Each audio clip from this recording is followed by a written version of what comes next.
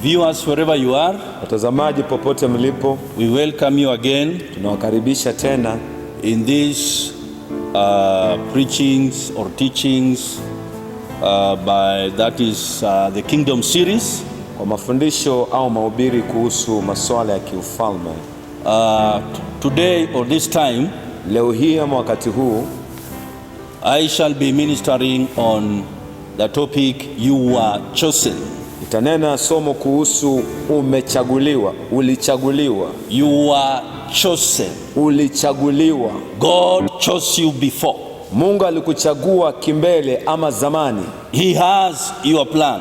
Anao mpango wako. If there is a person who has your plan, kama kunaye mtu aliye na mpango wako, it is God who has your plan. Mungu ambaye ana mpango wako. It is not man.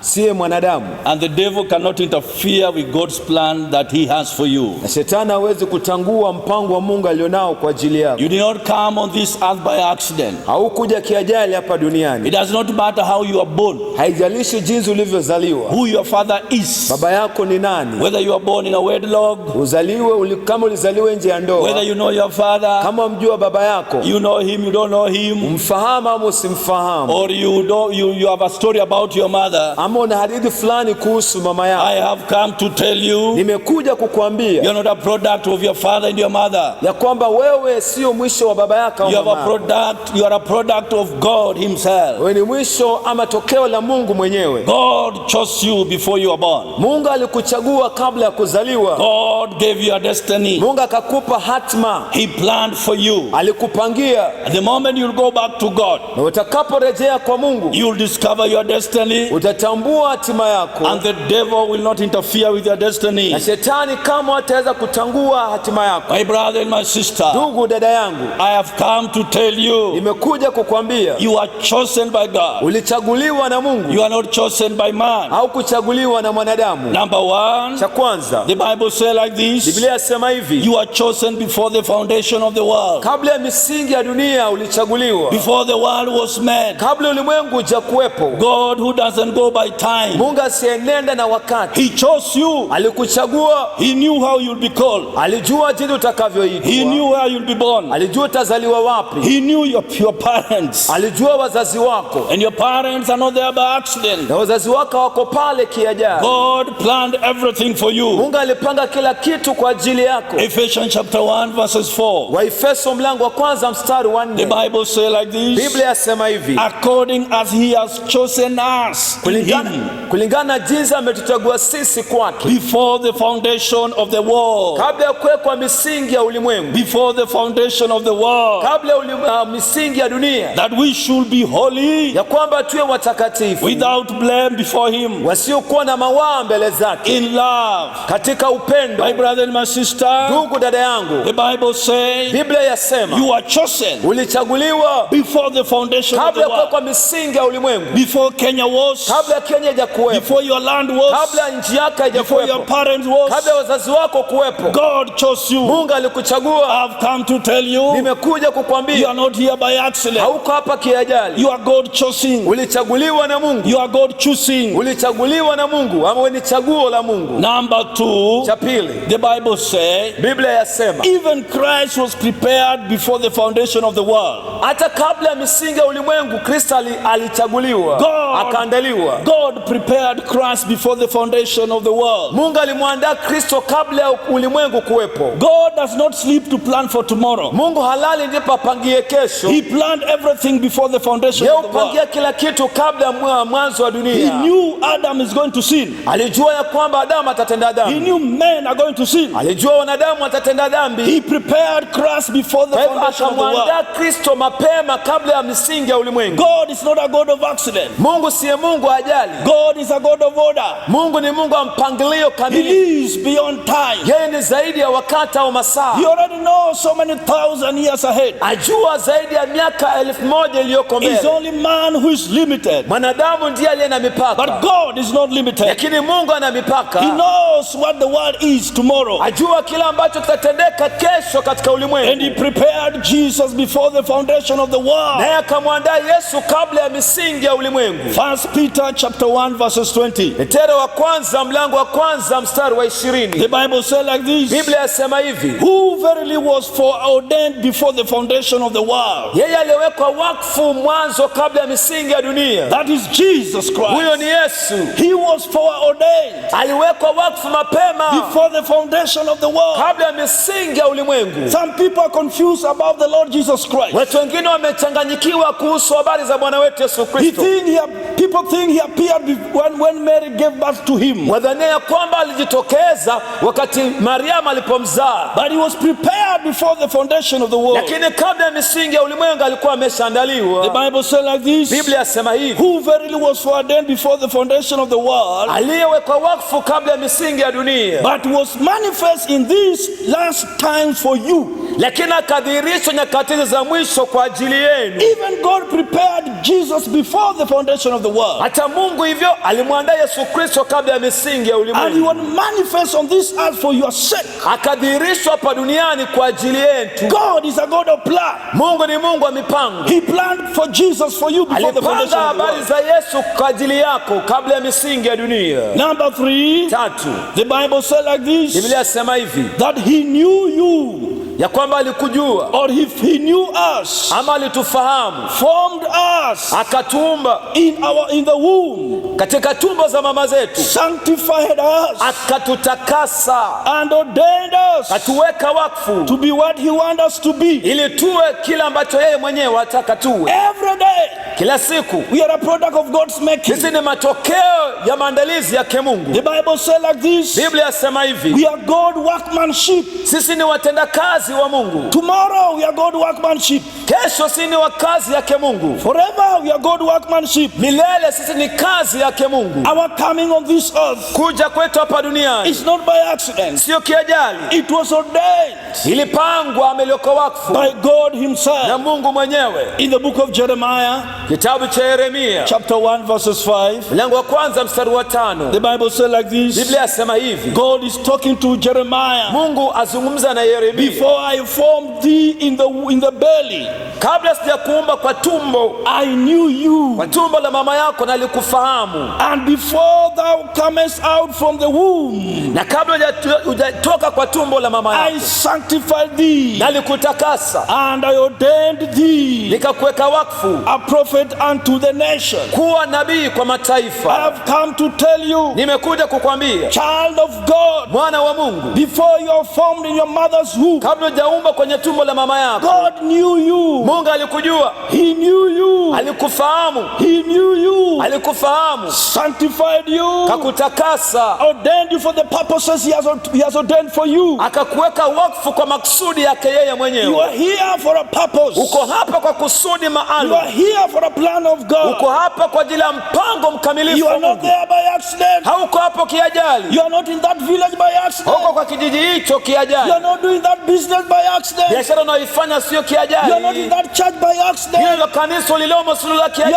You are not in that home by accident. Hapo ulipo nyumbani sio kiajali. It is by God's making. Ni kwa ajili ya utendaji wake Mungu. Isaiah 44 verses 2. Isaya 44 mstari wa pili. Isaiah 44 verses 2. Isaya 44 mstari wa pili. The Bible says like this. Biblia yasema hivi. Thus says the Lord that made thee. Asema Bwana Mungu aliyekuumba. And formed thee. Yeye akakuhuluku from the womb. Kwenye tumbo la mama yako. Which will help thee, thou Jerusalem, whom I have chosen. Yeye ambaye atakusaidia Yerusalemu ambaye nimekuchagua. God is saying like this. Mungu yasema hivi. He's the one who formed you. Yeye ndiye aliyekuumba. In your mother's womb. Kwa tumbo la mama yako. He's saying like this. Asema hivi. He shall help you. Atakusaidia.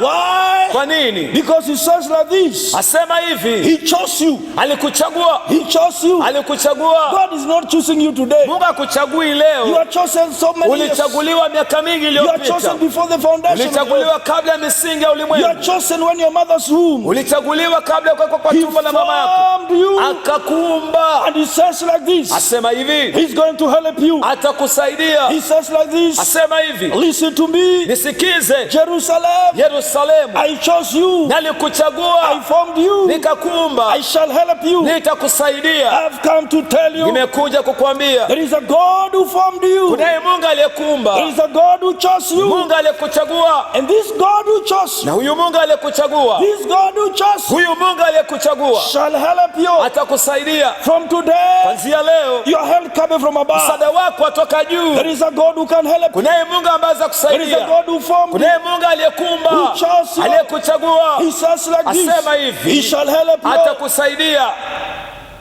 Somebody say amen. Mtu aseme amen. Number 4, Cha nne, the Bible says like this, Biblia asema hivi, He chose you for salvation from the beginning. alikuchagua kwa ajili ya wokovu kuanzia pale mwanzo.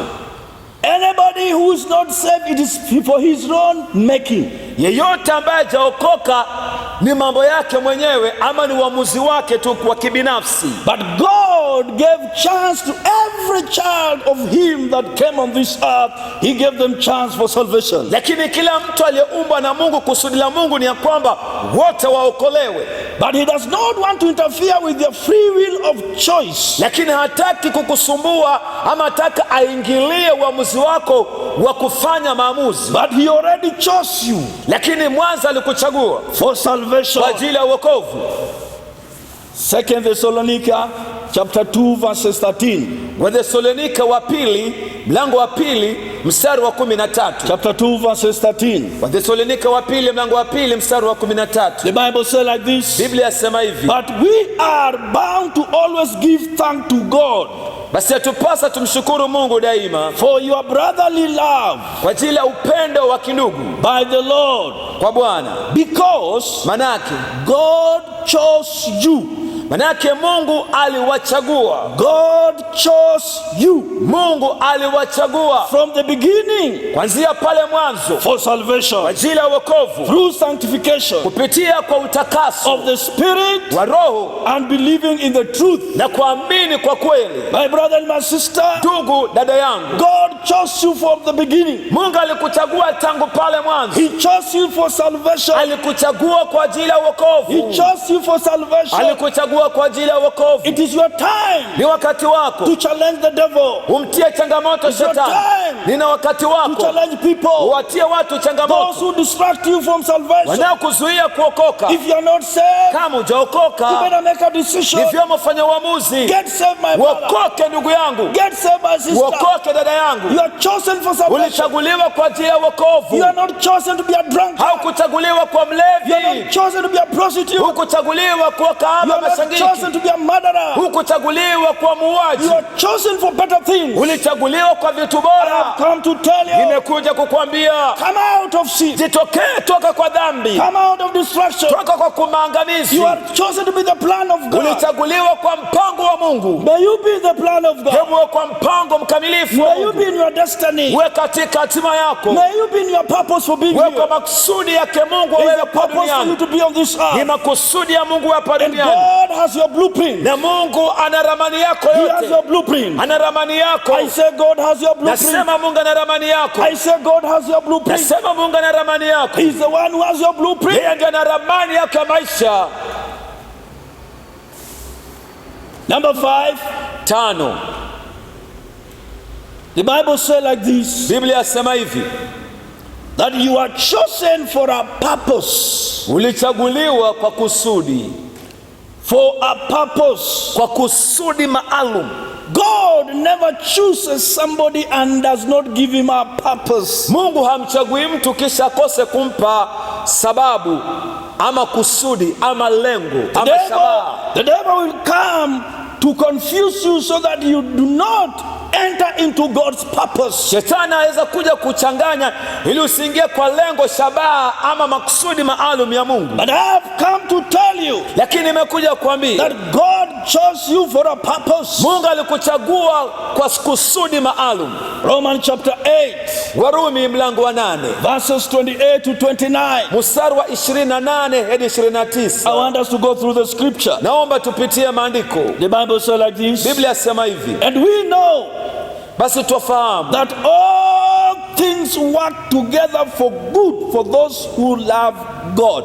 ya kwamba mambo yote yatendeka kwa wema kwa wale wanaompenda Mungu, that those who go back to God, ya kwamba wanaomrudia Mungu ama wanamrejea Mungu, those who get saved, wanaokoka they go back to God, wanarudi kwa Mungu, everything will work together for good for them. kila kitu kitatendeka kwa bora kwao. Before the foundation of the earth, Kabla ya misingi ya ulimwengu, God already planned that everything should work together for good for you. Mungu alipangia kwamba kila kitu kitaenenda shwari kwa ajili yako. You only supposed to be in God's love. Yapasa tuwe katika pendo lake Mungu. Once you are in God's love, Ukidumu kwenye pendo la Mungu, in the love of God, katika pendo lake it Mungu, doesn't matter where you start from. haijalishi mahali It unakoanzia, doesn't matter whether you went to school or not. haijalishi ulienda shule ama la, It doesn't matter where you are starting from the scratch. haijalishi unakoanzia, hata kama It unaanzia doesn't chini matter the business you kabisa, are doing now. haijalishi biashara unaifanya When sasa, you are in God's love, ukiwa kwa pendo lake Mungu, the Bible says like this: Biblia yasema hivi, all things, mambo yote, all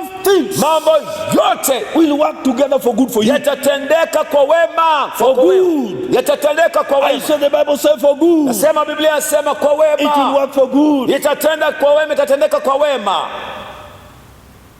To those who are the call according to his purpose. Walioitwa kwa kusudi lake. We have been called according to a purpose. Tumeitwa kwa kusudi maalum. You are not here without a purpose, my Hauko brother. hapa pasipo na lengo ama It is kusudi only ama the devil shabaha. that wants to deviate God's purpose in you. Shetani ndiye anayetaka kuondoa mpango mkamilifu wa Mungu kwa maisha yako. When you do away with the devil, Lakini ukiachana na shetani, go back to the love of God, alafu rejee kwa pendo we lake Mungu, enter into God's purpose. waingie kwa mpango mahususi The wa Bible Mungu. says we are called according to his purpose, Biblia yasema tumeitwa kulingana na kusudi lake not maalum. according to your purpose, Sio kwa kusudi lako, not according to the devil's sio kwa purpose, kusudi la shetani, but we have been called according to his lakini purpose. tumeitwa kwa kusudi lake. The Bible says, Nayo Biblia yasema for whom he foreknew. yeye aliyewajua kimbele. There are people God has foreknew, Kuna watu ambao Mungu aliwajua mbele and you're one of them. na wewe ni mmoja wao. God knew you, my Mungu brother. alikujua kimbele ndugu He knew yangu, my sister. alikujua kimbele dada Even yangu, if you're not God saved, hata kama hujaokoka. God knew you. Mungu alikujua, He knew you. alikujua. And the Bible says, Nayo Biblia for yasema those him who foreknew, kwa wale aliowajua kimbele, he now predestined them. basi aliwapa hatima kimbele, He predestined them aliwapatia hatima kimbele, to be conformed to the image of his son, ili waweze kufanyika katika umbo la mwanawe, that he might be the firstborn among many brethren. ili yeye mwanaye akuwe mzaliwa wa kwanza kati ya ndugu wengi. So the Bible says like this: Basi Biblia yasema hivi, to those him whom he knew, kwa wale ambao aliwajua he called them. aliwaita. Why did he call them? Mbona aliwaita? To give them a purpose. Kuwapa kusudi. How did he give them a purpose? Vipi aliwapa kusudi? He predestined for them their purposes. Aliwapangia kimbele ama aliwapa hatima kimbele. Hallelujah. Haleluya.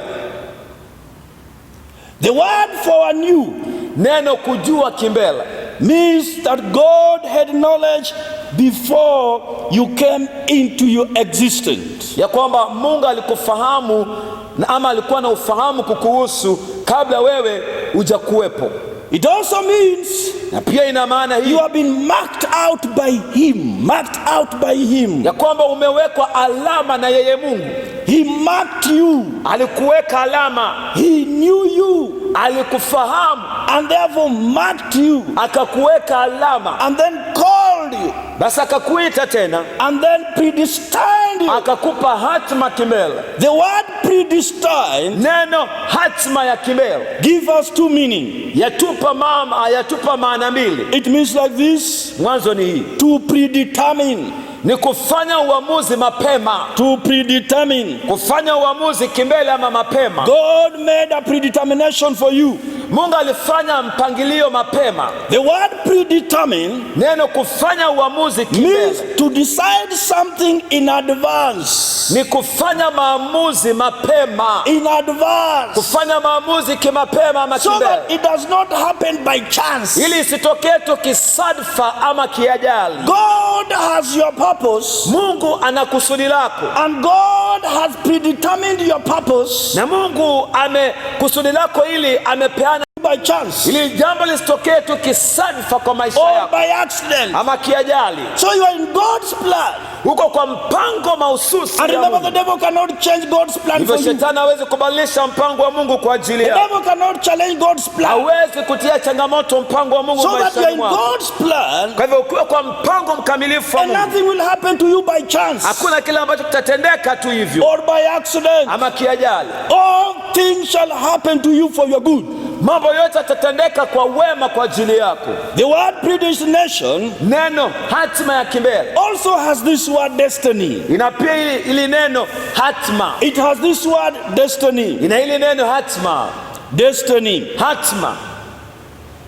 And the word destiny Na neno hatima, is hatima having a future ni kuwa na siku za usoni which has been decided on ambazo tayari siku za usoni zimeshapangiwa or planned mapema. at an earlier place. Zilipangiwa mapema ama kimbele. So when the Bible says you have been predetermined by Biblia God, inaposema ya kwamba umepewa hatima ya kimbele, that means God has given you your destiny. ina maana Mungu amekupatia hatima yako. He has your destiny. Ana hatima yako. And every time you go back to God, Na kila mara unaporudi kwa Mungu, He gives you your destiny. akupa hatima yako. A future that has been planned. Siku za usoni ambazo zimepangiliwa kimbele. A future that does not happen by chance. Siku za usoni ambazo zitokea tu kisadfa. So that something does not happen to you by accident. Ili kitu kisitokee kwako kiajali. My brother and my sister, Ndugu dada yangu, we have been predetermined by God. tumepewa hatima naye Mungu. That means like this. Yamaanisha hivi, All those who come to God wote wanaokuja kwa Mungu have a destiny. wana hatima. They have a destiny. Wanayo hatima. They have a destiny. Wanayo hatima. All those who come to God, Wote wanaokuja kwa Mungu they have a destiny. wana hatima. Why do I mean by destiny? Inamaanisha nini kwa They hatima? have a future Wana siku za usoni which was already planned by God, ambazo tayari zilipangiwa na Mungu, decided by God, zikafanyiwa maamuzi na Mungu, planned by God zilipangwa na Mungu at an earlier time, kwa wakati wa kimbele au mapema. so that you don't live by accident. Usiishi tu kiajali. Every child of God is a Kila more than a mwana wa conqueror. Mungu ana hatima.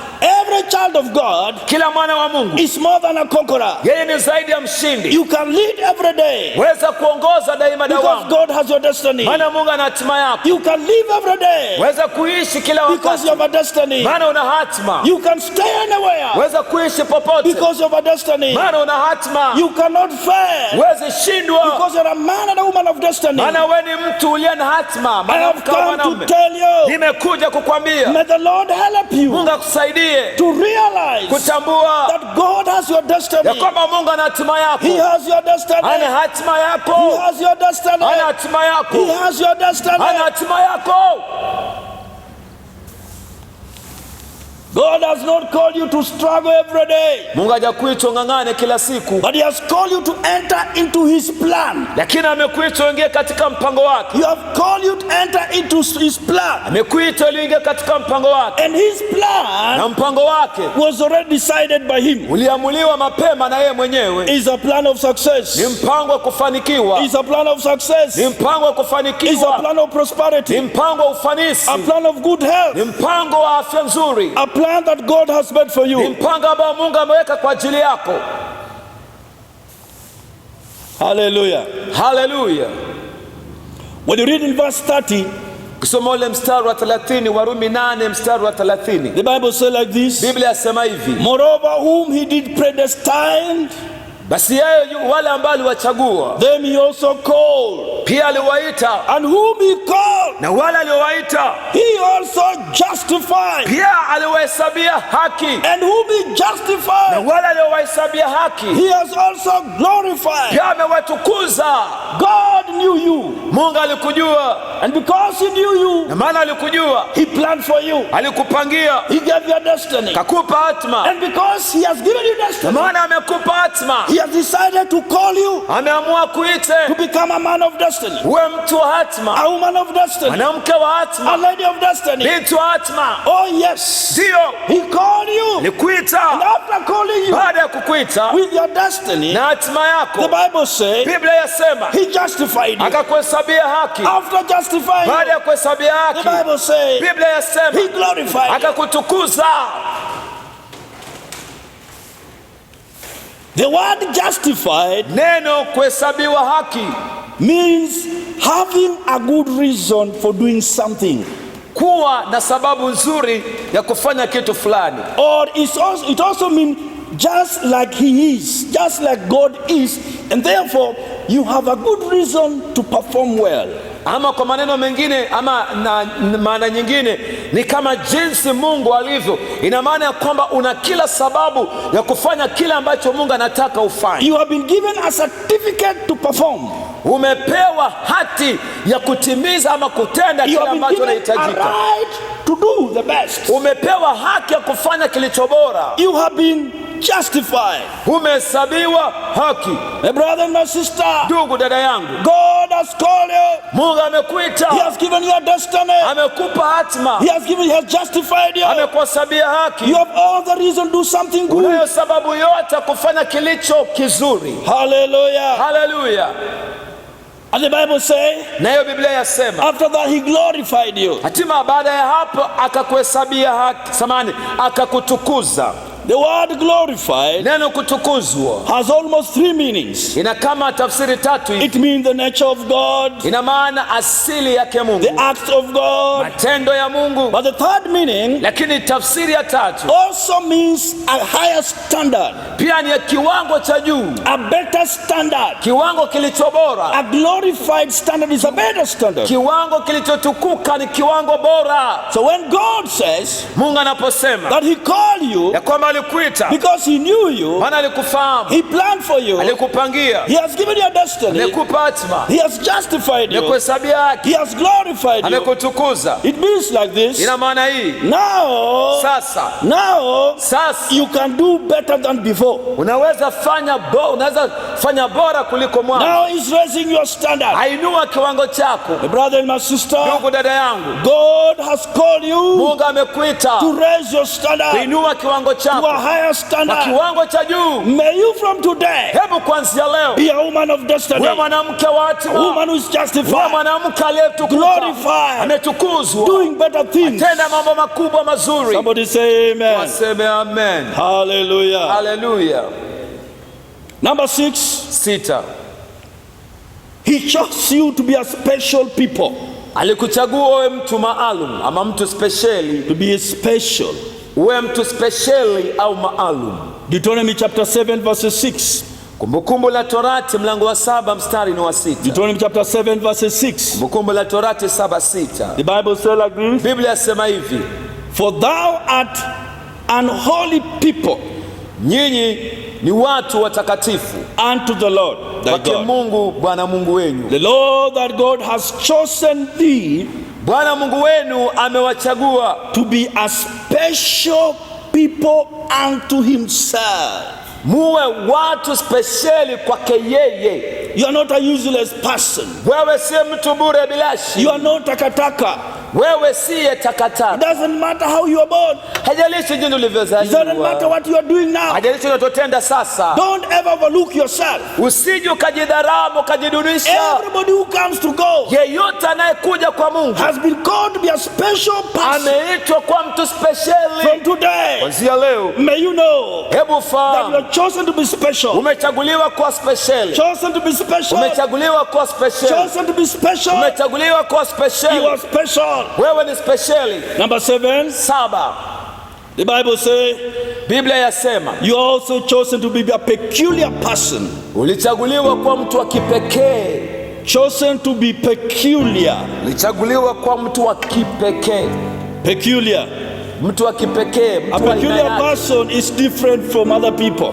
He loves you. Kupenda zaidi. Let us pray. Father, in the name of Baba, Jesus, kwa jina la Yesu, I pray for that man, naombea yule mtu, that lady, yule binti, that young man. huyo kijana. God, I pray for him. Ninamwombea, I pray for her. namwombea. Forgive her. Msamehe, Forgive him. msamehe He went by he backslidden. alirudi nyuma. He didn't know what he was doing. Hakujua alichokuwa na. God, may you forgive him Mungu again. msamehe, Forgive her again. msamehe tena. Restore him. Mrejeshe. The Lord restore you. Mungu akurejeshe. In the name of Jesus Christ we Jina la pray. Yesu Kristo tuomba. Amen. Amen. Viewers, wherever you are, Watazamaji popote we thank you mlipo, for listening to us. washukuru sana kwa kutusikiza na kututazama. Wherever you are, Popote mlipo, you can still ring us. waweza pia kutupigia We simu. have a number that is just running at on the screen. Tunayo nambari ambayo inapita hapo. You can ring us Unaweza kutupigia within the simu 30 minutes dakika 30 or even tomorrow. hata kesho. You can still ring us. Ngali waweza kutupigia We can simu. pray together with Tutaomba you, pamoja na and we can listen to you. tutaweza kusikiza. Remember, our preaching Kumbuka pia haya mahubiri are also on the YouTube. yanasa kwenye You YouTube. can always search Dr. Chilo Waweza kusagura Daktari Ochilo, and you will get our preaching. alafu utapata ile mahubiri. Remember, when you are searching, Kumbuka kwamba there is a place to unaposagura na subscribe. mahali pa kujiandikisha. Please do so. Fanya vile tafadhali. Please do so. Fanya vile. God bless you so much. Mungu awabariki sana. We love you so much. Penda mno We really value you. na wathamini sana. If you want to support this work, Kama unataka kuunga mkono it is kazi open hii, to you. iko wazi kwa You can always ring and then we can talk. waweza basi kutupigia simu, tutazungumza. God bless you so much. Mungu awabariki sana. God bless you. Awabariki zaidi huyu Mungu.